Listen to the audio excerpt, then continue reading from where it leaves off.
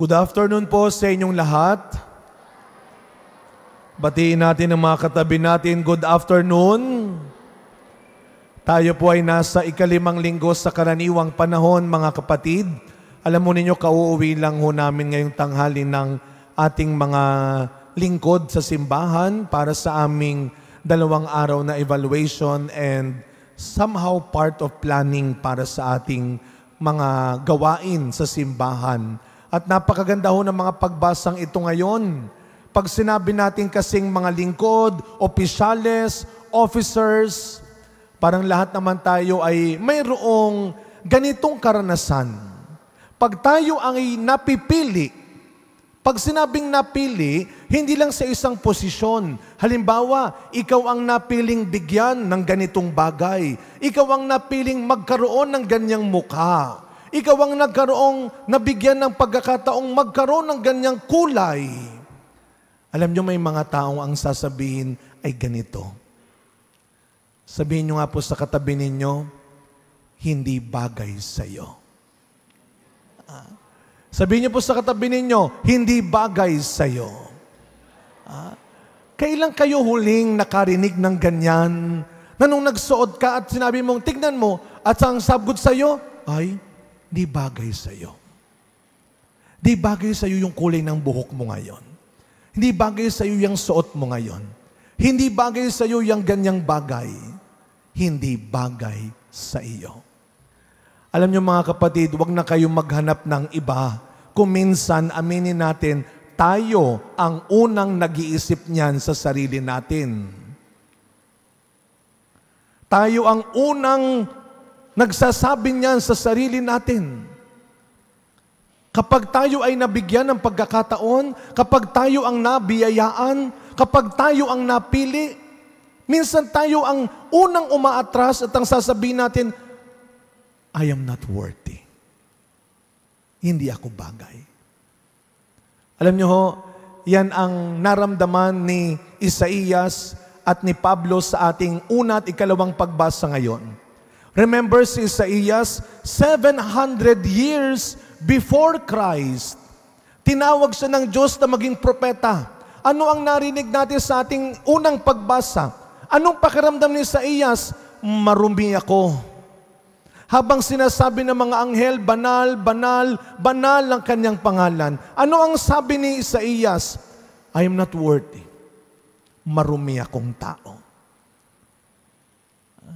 When was the last time na ikaw mismo ang nagsabi niyan? Sabi rin ni Pablo, pagkatapos ng mga ginawa ko kay Kristo, ngayon ako ang mabibigyan ng ganitong karangalan, parang hindi ako karapat-dapat. I'm not worthy.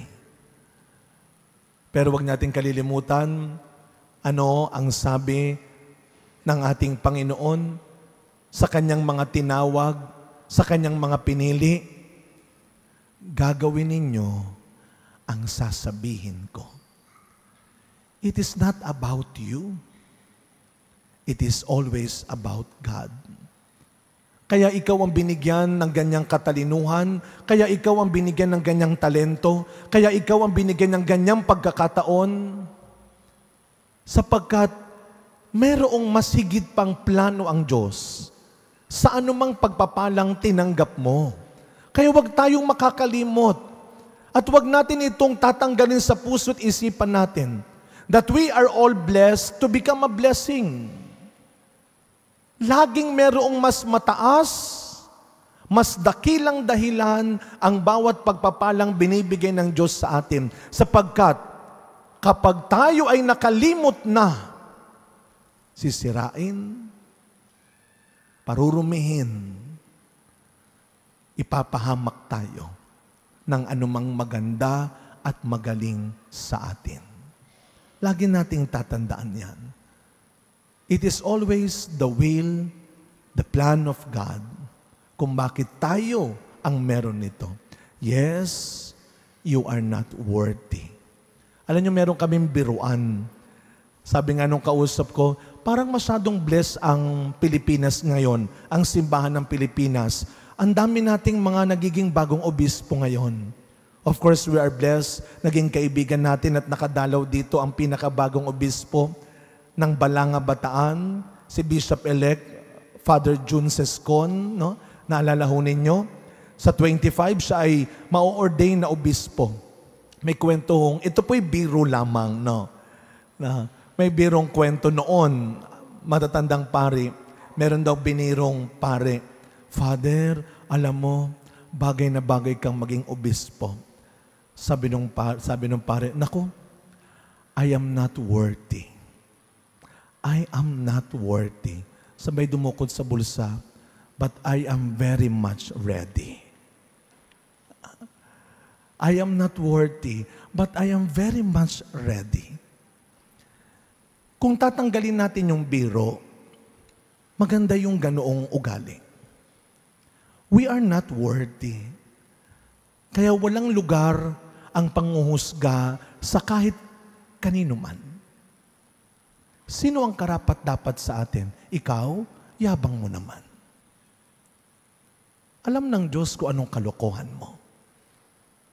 Na itatago man natin yan sa mga tao, but not in the eyes of God. We are not worthy, yes. But every day, we must always be ready.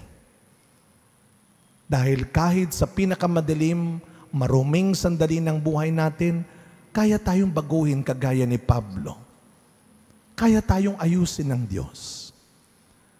Kaya naman, kung titignan ho natin sa ebanghelyo natin, sa mga sandaling nasa down moments, ang mga alagad ni Kristo kagaya ni, sino yun? Si Pedro, si Santiago at Juan, nandun sila sa down moments ng buhay nila. Ano yung down moments? Magdamag kaming ng isda, wala kaming nahuli. Tandaan natin, mga professional na ho ito.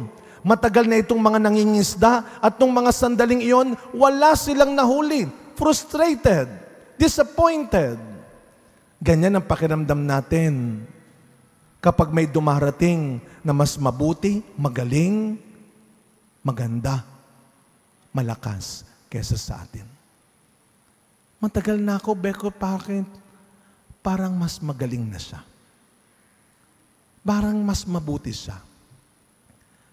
At dumating ang Panginoon sa mga sandaling iyon. May isa pong lumang kanta na bagay sa pakiramdam ng mga kagaya ni Pedro. Ano yung linya ng kanta? I did my best, but my best wasn't good enough. And I am sure may mga sandali ng buhay natin na pakiramdam natin, bakit parang kulang yung ginawa ko? Bakit parang kulang yung binigay ko? Bakit parang kulang ako? Yes, without God, kulang.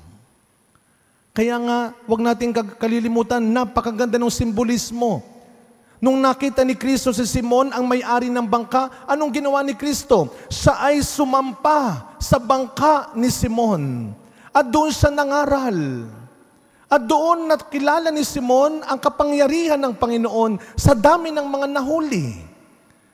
Just always be ready to receive Christ in your life. And He can change everything. And He can do the best that we cannot do. Kaya sa pagkapatuloy na misa natin, mga kapatid, sa mga pagkakataong tayo ang napipili, tayo ang nabibigyan, una, be humble, not hambog. Be humble. Bigay ng Diyos yan. Gawa at galing sa Diyos yan. Sa Kanya yan. At pangalawa, be ready. Be ready sapagkat kayang baguhin ng Diyos. Kayang ayusin ng Diyos ang anumang hindi maganda, tama at mabuti sa kalagayan mo ngayon. I am not worthy, but we must always be ready.